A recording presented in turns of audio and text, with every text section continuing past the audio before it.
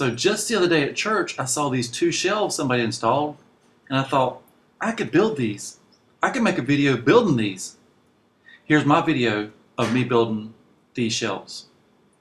My version of these shelves. So right here in the trunk of the Civic, we have 8 2x10 by 8. And we're about to make a shelf / entertainment center. Yes, they fit. 8 footers. Let's get them out.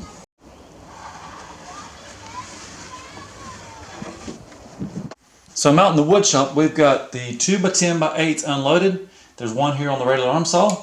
The others are stacked up against the wall. And I'm going to make rectangular boxes. This is going to turn into an entertainment center / shelving unit for the living room.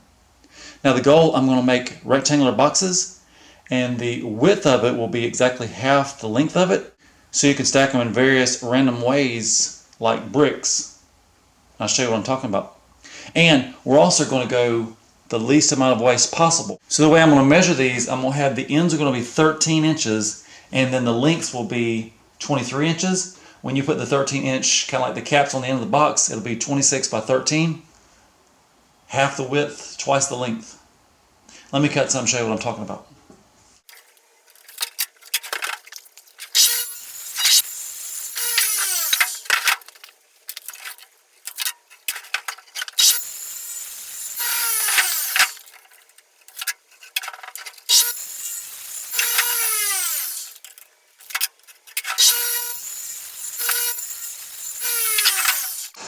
Now every 8-foot board we cut, we get 3 23 inches and 2 that are 13 inches, and this is the amount of waste. That's not much waste. And then when we put the boxes together, they'll go together like this, and it'll be a 26 by 13 box. And every 8-foot board we get an extra 26 inches. And then one board gives us this, the next one will give us another one, and on the third board, when we cut it in half, that'll be a box. So every 3 boards, we'll have 4 boxes.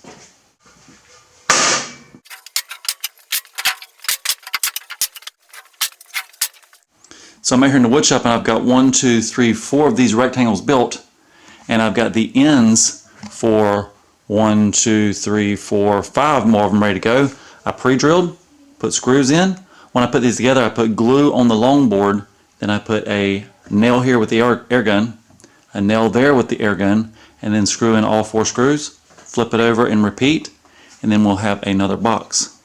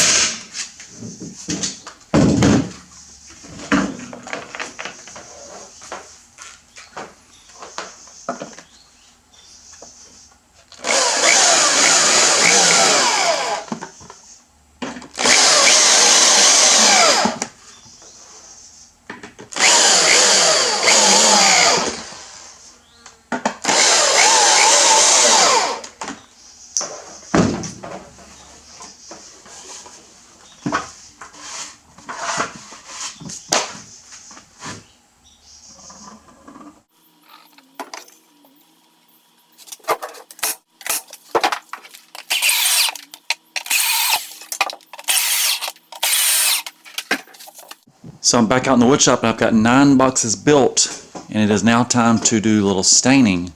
We're going with espresso. I've got my opener, I've got my brush. Then we get these moved into the house.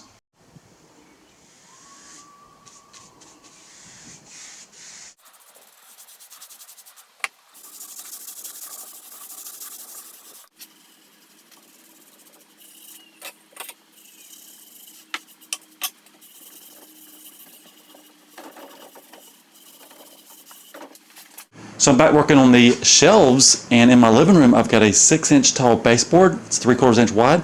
So I ripped off 3/4 of an inch off of this board, and this one long board, And then on this board, I'm going to cut a notch 6 inches by 3/4. Same thing with these 4. And when we put them together, that'll accommodate for my baseboard. It'll go right up to the wall and to the baseboard. I got to have 3 boxes for the bottom row.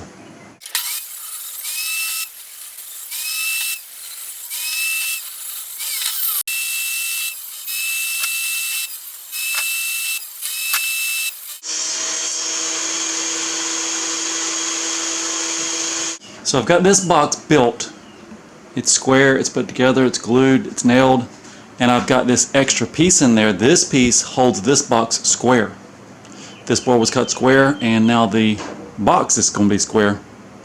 And at the bottom I've got my notch for the baseboard. So this will go on the floor at the bottom, and this will be what starts the cabinets. And if they're all started off of that one, everything should be square. So I'm right here in the living room, and I've got all the shelf boxes complete, and I got to find a spot to put these. I'm thinking right there between the computer station, that's where all the video editing magic happens, and the fish tank. And don't worry about the heater, that's just for looks. It's not on. This is Florida, this is June, that's just for looks. So I'm going to clear out a little space, and we're going to start installing the shelving unit.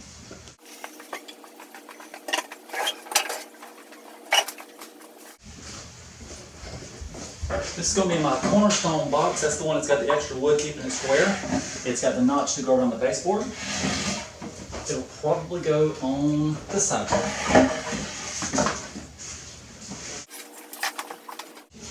The notch is good for baseboard and for power cords. So while off camera, I just centered these 3 boxes.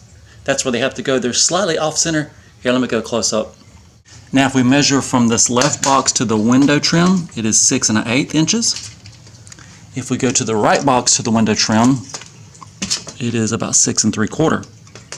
The reason we did that, there is a TV hookup which I'll probably never use. It goes right here. Had to put the board right beside it. I'm also losing 2 receptacles, but this power strip, it has 1, 2, 3, 4, 5. It has 6 outlets. So I think we're going to be fine on receptacles. The power cord, you can see how it runs in that groove we cut for the baseboard. And what I'm going to do next, I'm going to get a screw and run through this board into a stud that's going to anchor our, we'll call it the corner box. If you're wondering, corner box is still square. We'll anchor it right where it's at and build from it. My screws are only 2 1/2 inches. The board is 1 1/2 inches, so I'm going to countersink it in a little bit.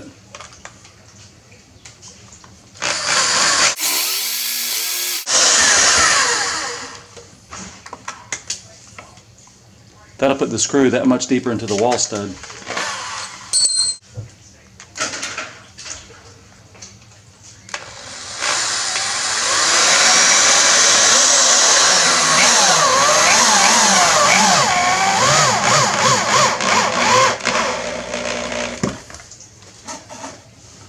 Okay, this box is locked in, still sitting level, still sitting square, so everything goes off of this box going to the left and going up. And now after drilling a hole, we're going to run shop vac for a second.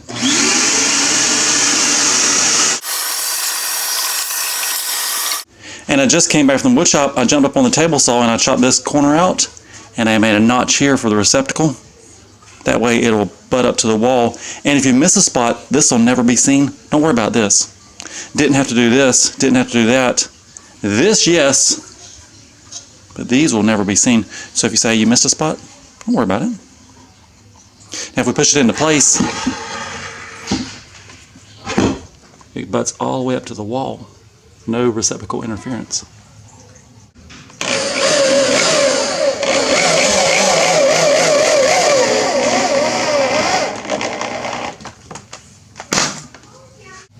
Okay, just toe nailed with a screw box number 3 into the baseboard. The baseboard is attached to the studs. Box number 3 is locked in. I'm going to attach box number 2 to box number 3.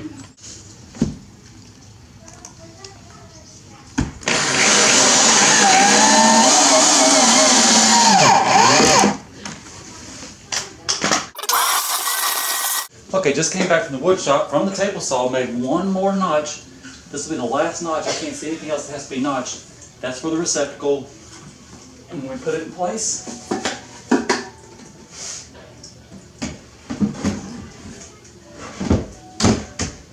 it goes flush up against the wall.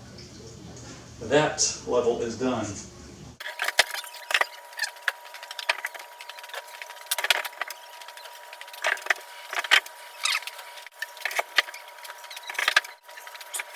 feel like I'm playing Jenga for giants. Yeah, right. So that would be one option, but I think instead of leaving the abstract missing pieces, I'm going to come down and make some horizontals in that area. The horizontal boxes have more storage. You get this much storage versus that much storage. So let's redo.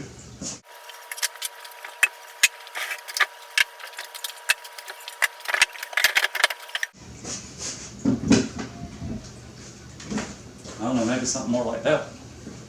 Okay, this is what we've got so far. Everything is screwed together, and now we got to put on the top four. The top layer has to go on. And I'm thinking just like the bottom layer, a little repetition there, a little symmetry. Let's see how it goes.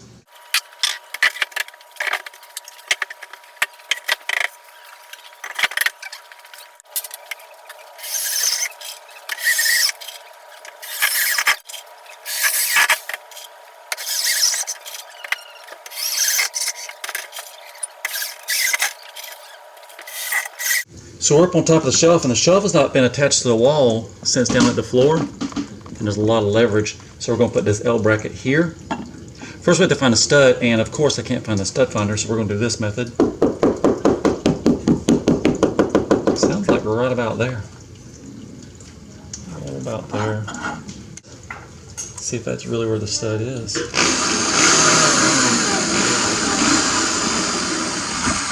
It must be right beside where the stud is. And we've got it narrowed down now. It's going to be right here. That's it. So I'm going to put my bracket on the shelf first.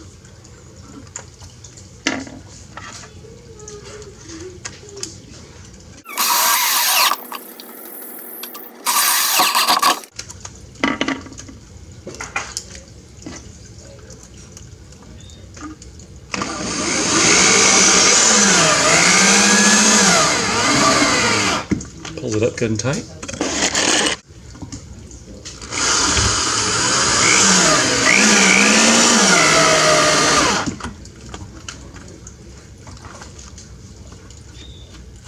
Now if we measure over 16 inches and 16 inches, I know there's a stud every 16 inches, we should be able to put the other L bracket on no problem. Okay, if we measure over 32 inches, that'd be about right here. That sounds just about right.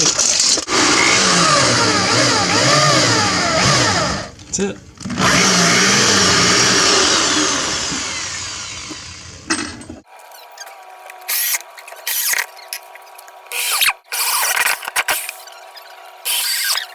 Looks like the wife left me a tip. So this shelf is all finished. There was one spot that didn't get stained, and it's right here in obvious sight, but it's okay because I brought the stain in with me. I've got a little paper towel. We'll finish that up real quick. Now the shelf is all completely done, and if you want to, you could build more boxes and go on up with it. In my house, I can't go any wider, but in your house, maybe you could go wider with it. Depends on what you want to do with it. You could do it little by little, 3 boxes at a time, 4 boxes at a time, whatever you want to do. And I think I've got 10 boards total. It's about $100 worth of materials. And you're saying, well, just how sturdy is it? I can Spider-Man right up on top of it.